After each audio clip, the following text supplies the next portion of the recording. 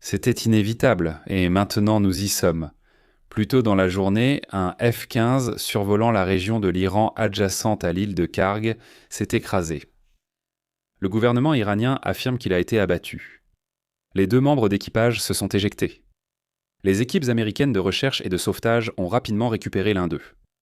Au moment où j'écris ces lignes, et gardez à l'esprit qu'il s'agit d'une affaire qui évolue rapidement. L'autre reste introuvable.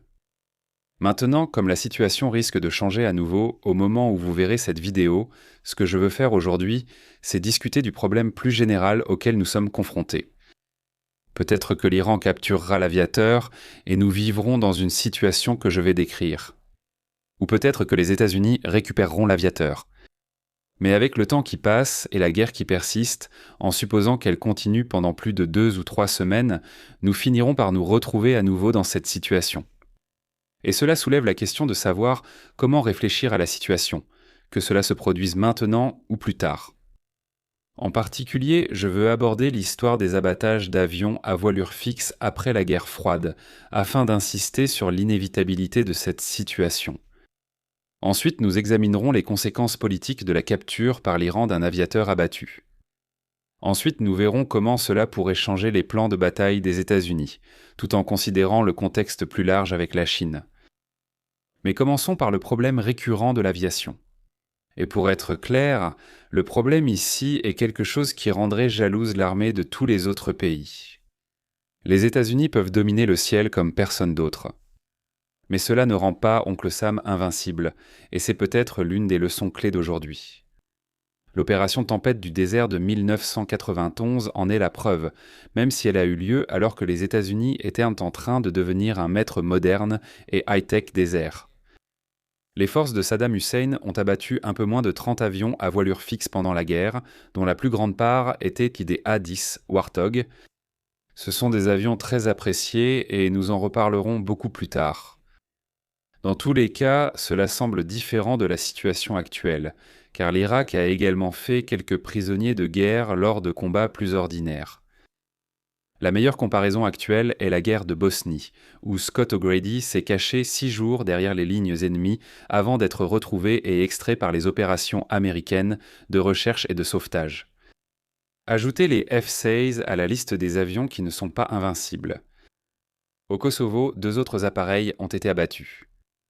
L'un d'eux était un F-117 Nighthawk, notamment un avion furtif. L'autre était piloté par David Goldfein, qui deviendra plus tard le chef d'état-major de l'armée de l'air américaine sous Obama. En essayant de se rapprocher du présent, la situation actuelle peut sembler étrange en raison du manque de cas de ce type où un appareil a été abattu pendant les guerres en Afghanistan et en Irak. Du côté de Saddam, un autre A-10 Warthog a été pris pour cible le 8 avril 2003. Les talibans, quant à eux, ont revendiqué diverses frappes, mais aucune n'a été confirmée. Si l'on se concentre sur la guerre actuelle, vous vous souvenez peut-être que des défenseurs koweïtiens trop zélés ont abattu 3 F-15 le 2 mars. Il s'agissait de tirs amis, donc aucun risque que des pilotes américains soient derrière les lignes ennemies. En ce qui concerne les frappes ennemies, il existe divers rapports selon lesquels l'Iran aurait frappé des MQ-9 Reaper, mais ceux-ci sans pilote ne présentent donc aucun risque. Les choses sont devenues sérieuses le 9 mars lorsque l'Iran a touché un F-35. La différence entre cet incident et aujourd'hui, c'est que le pilote a pu ramener le F-35 endommagé jusqu'à une base alliée. J'insiste sur ce point parce que, encore une fois, la domination ne signifie pas invincibilité. Vous avez sûrement entendu dire que cette frappe prouve que les États-Unis ont perdu le contrôle du ciel. Si c'est vrai maintenant, alors c'était vrai aussi le 9 mars. Le contrôle du ciel ne devrait pas être déterminé par la survie ou non d'un pilote. En d'autres termes, nous devrions prêter attention au processus, pas au résultat. Je sais que c'est une histoire médiatique super captivante quand la vie d'un aviateur est en jeu, et donc les commentaires sur Internet à ce sujet vont exploser. Mais ce n'est pas la bonne façon de voir la situation. Par conséquent, je décrirai la situation actuelle comme étant pire que ce que le grand public pouvait imaginer il y a 24 heures, mais à peu près la même du côté des analystes, car ce risque était déjà compris. Juste pour renforcer l'idée que les États-Unis ne s'inquiètent pas trop d'autres intercepteurs iraniens, les équipes d'hélicoptères de recherche et de sauvetage font le plein en plein vol directement au-dessus du territoire iranien. Les Iraniens ordinaires peuvent le filmer. Évidemment, il y a un besoin urgent de retrouver l'aviateur disparu et il semble qu'ils aient essuyé des tirs d'armes légères en essayant de le retrouver. Mais ce n'est pas quelque chose que vous faites si vous pensez que l'autre camp est sur le point de vous lancer une autre roquette. Perdu dans le tumulte de la polémique autour de l'incident du F-15, l'Iran a également abattu un Warthog près du détroit d'Ormuz. Cela n'a pas fait autant de bruit dans les médias parce que, comme dans le cas du F-35 auparavant, le pilote a réussi à diriger le Warthog vers une zone sûre avant de s'éjecter. L'avion est peut-être ancien, mais sa robustesse a sans doute permis d'éviter que cela ne devienne une affaire bien plus médiatisée.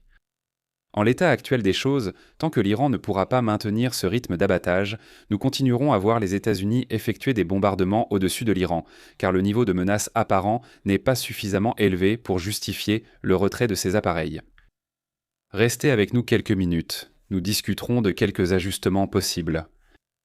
Pour conclure sur le risque militaire, s'il y a une inquiétude à avoir ici, c'est que la situation ne semble pas s'améliorer. Une campagne aérienne vise à affaiblir progressivement l'adversaire pour qu'il s'affaiblisse avec le temps. Aujourd'hui, nous avons reçu des données dans un environnement plus vaste, mais la capacité de défense anti-aérienne de l'Iran devrait soulever des questions au Pentagone sur l'évolution de la guerre. Nous devrons revenir sérieusement sur ce sujet dans une semaine s'il y a d'autres appareils abattus à ajouter. La principale inquiétude porte sur les conséquences politiques d'un pilote atterrissant derrière les lignes ennemies. Cela pourrait se passer de plusieurs façons différentes, dont aucune n'est la bonne. Le corps du pilote décédé est traîné dans les rues, où le pilote survivant devient un prisonnier de guerre. Dans tous les cas, les images prolifèrent sur les réseaux sociaux, et l'image des États-Unis en pâtit énormément. Si on peut remonter littéralement aux premiers jours de la guerre, j'ai dit que si cette campagne dure longtemps, inévitablement un Américain mourra. Cela incitera-t-il le public, déjà peut-être confus sur nos raisons d'être là, à se retourner contre la guerre ? Pour revenir à Clinton un instant, il connaît les conséquences des pertes humaines dans une guerre dont les bénéfices ne sont pas clairs. Même si la mission en Iran est plus claire que celle du Black Hawk abattu à Mogadiscio, cela devrait quand même inquiéter la Maison-Blanche. Oui, ma liste précédente d'incidents impliquant des avions à voilure fixe a omis le parallèle le plus préoccupant avec la Somalie. Car les pertes humaines ne sont pas les seules à compter. Nous en avons déjà vu plus d'une douzaine. Nous avons des images de leurs cercueils recouverts de drapeaux rentrant au pays, et rien de tout cela ne change la donne. Un corps mutilé à montrer au public américain ? Ça pourrait être une autre histoire. Cependant, le Washington de 2026 est différent du Washington de 1993. Nous sommes bien plus polarisés politiquement. L'approbation démocrate pour la guerre ne peut pas beaucoup changer en réponse à un scénario de type Black Hawk Down aujourd'hui, car elle est déjà proche de zéro. Les indépendants changent plus souvent d'avis. Pour moi, la question principale est de savoir si les républicains vont massivement abandonner Donald Trump. Il a certainement déjà perdu le groupe des isolationnistes America First rien qu'en mettant un pied en Iran. Là où le reste du mouvement MAGA place la ligne rouge reste incertain. Changeons de sujet, abordons les implications militaires pour les États-Unis. Les frappes aériennes se poursuivront après que le F-15 a été abattu. L'accent pourrait cependant être de nouveau mis sur la recherche des systèmes anti-aériens iraniens. Cela retarderait d'autres frappes sur ce que le Pentagone considère comme des cibles plus précieuses. Pour rappel, l'effet de premier ordre de ce genre d'événement est que les États-Unis réduisent leurs exigences à la table des négociations, mais que l'Iran compense entièrement cet effet en augmentant ses propres exigences d'un montant équivalent.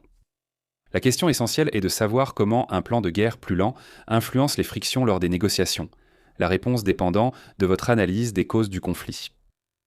Je comprends que ce soit une mauvaise nouvelle, surtout pour ceux en Europe qui souhaitent la réouverture du détroit d'Ormuz. Si c'est une situation de fenêtre d'opportunité et que le plan du Pentagone consiste simplement à passer en revue une liste de cibles que le renseignement américain considère comme essentielles pour renforcer les manifestations iraniennes, alors l'effet net sera une guerre plus longue. Les États-Unis poursuivront jusqu'à la fin de cette liste, et la prudence ne fait que rallonger le processus. Mais discutons des options plus drastiques au cas où la situation s'aggraverait, soit politiquement à cause d'une crise de type Black Hawk Down, soit militairement si davantage d'avions de chasse sont abattus sans mettre en danger les pilotes. Nous pourrions voir la première phase si, par exemple, l'Iran a une nouvelle stratégie pour frapper les chasseurs américains et que les cibles actuelles sont la première étape de ce plan plus large. La première étape est d'augmenter les tirs de Tomahawk. Souvenez-vous, les États-Unis ont lancé des centaines de Tomahawk dès les premiers jours de la guerre, car ils sont sans risque pour les Américains. On les tire depuis le large et il n'y a aucune vie américaine en danger dans les airs. Cela affaiblit l'ennemi, préparant les grandes opérations aériennes vues par la suite.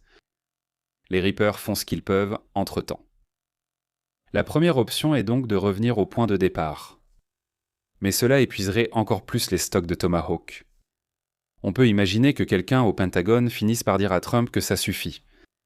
Les États-Unis ne peuvent poursuivre ce processus sans compromettre la situation en Indo-Pacifique. Il est temps de quitter l'Iran et de revenir au statu quo ante. D'autres acteurs politiques pourraient être rappelés au président qu'il peut toujours dire avoir détruit ce qu'il voulait détruire dans les stocks iraniens, si Donald Trump s'inquiète de l'image renvoyée. Parce que, dans une certaine mesure, c'est vrai. Une partie de ces choses a effectivement été détruite. Ce groupe peut se réconforter en voyant que, malgré les revers actuels, les États-Unis ont contrôlé le ciel iranien plus d'1 mois, malgré des plateformes chinoises renforçant la défense iranienne. Au cas où quelqu'un aurait des idées d'envahir Taïwan. Et un rappel que là-bas, les rôles sont inversés, où la RPC devrait trouver un moyen de faire décoller ses chasseurs pour changer le statu quo. Pour revenir à l'Iran, une révision moins drastique de la stratégie pourrait consister à réduire les missions de Warthog le long de la côte iranienne. Ce sont des avions robustes, mais sans défense contre les missiles anti-aériens. Les attaques en rase-motte le long de la côte semblent plus risquées. Peut-être est-ce ce qui s'est produit aujourd'hui. Même si les Warthog valent moins que les chasseurs modernes, pour l'Iran, la propagande liée à la capture du pilote a plus de valeur. Aux États-Unis, en bonne nouvelle, ils pourraient éliminer les drones Shahed directement au-dessus du Golfe, la distance servant de bouclier aux Warthog. Une option intermédiaire serait de reconsidérer quels chasseurs survolent l'Iran. Pour renforcer l'idée que les États-Unis savaient très bien qu'un F-15 pouvait être touché, il faut noter que le F-15 n'est pas un avion furtif. Le F-35, en revanche, l'est. Si l'Iran a pu toucher un avion furtif il y a quelques semaines, alors il serait certainement plus facile pour l'Iran de toucher un avion non furtif. Le CENTCOM utilise le F-15 uniquement car il peut transporter des charges nettement plus importantes. Donc une demi-mesure consisterait à retirer temporairement les F-15 à continuer d'affaiblir les cibles, puis à reprendre le programme complet. D'accord, avec ça, quelles sont nos conclusions pour aujourd'hui ? Peu importe comment la crise d'aujourd'hui évoluera, le fait que l'Iran détienne des militaires américains, vivants ou morts, représente un risque politique pour l'administration Trump, même si la gravité de la situation reste un peu ambiguë. Les États-Unis n'apporteront que des modifications mineures à leur plan de bataille à la lumière de l'incident, jusqu'à ce que l'Iran démontre cette capacité de façon plus régulière. Et les options dont disposent les États-Unis pour revenir à une stratégie opérationnelle plus sûre ne sont pas bonnes. Ce qui est bien, c'est que nous arrivons au week-end et je vous laisse avec une photo sur laquelle au moins certains d'entre vous apparaissent. En effet, ligne sur les cartes ne lésine sur rien pour assurer la satisfaction du public. En attendant, vous pouvez me faire plaisir si cette vidéo vous a plu. Et si c'est le cas, alors merci de liker, partager et vous abonner, et je vous retrouve la prochaine fois. Prenez soin de vous.